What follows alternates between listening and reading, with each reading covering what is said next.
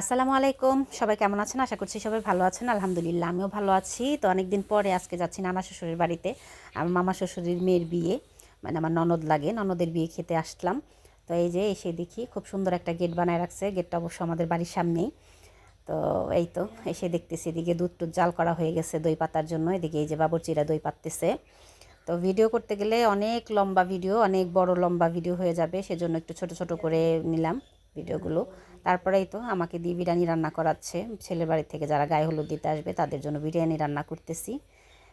আমার বিরিয়ানি রান্না টান্না শেষ, এই তো এদিকে সবাই খাচ্ছে, আমার দেবররা, তারপরে ছেলের বাড়ি থেকে যারা গায়ে হলুদ দিতে আসছে তাদের সবাইকে বিরিয়ানি দেওয়া হয়েছে, সবাই খাইতেছে। এদিকে আবার পরের দিন মানে বিয়ের দিন যা রান্না করা হবে সেজন্য এই যে পেঁয়াজ আদা রসুন এগুলো সব ছিলতেছে, সব মশলা টশলা রেডি করতেছে, রাতে গরু জবাই করা হবে। এই তো এদিকে সবাই মিলে কাজ করতেছে।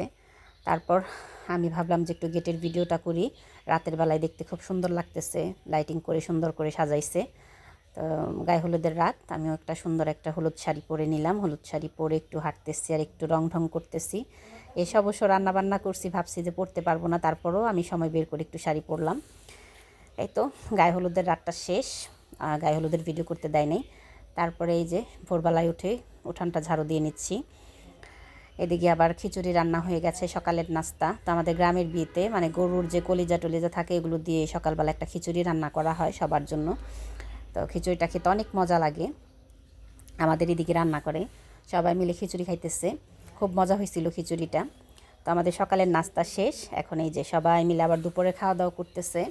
আসলে অনেক বড় ভিডিও হয়ে যায়, সেজন্য আমি ছোট ছোট করে কেটে কেটে তারপরে মানে ভিডিওটা আপনাদের সবাইকে দেখাইতেছি।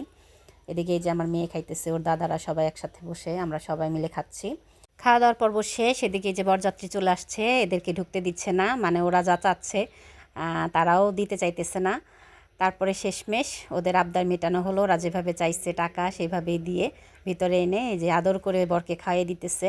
তো বন্ধুরা, আজকের ভিডিওটা কেমন লাগলো অবশ্যই সবাই কমেন্ট করে জানাবেন। আল্লাহ হাফেজ।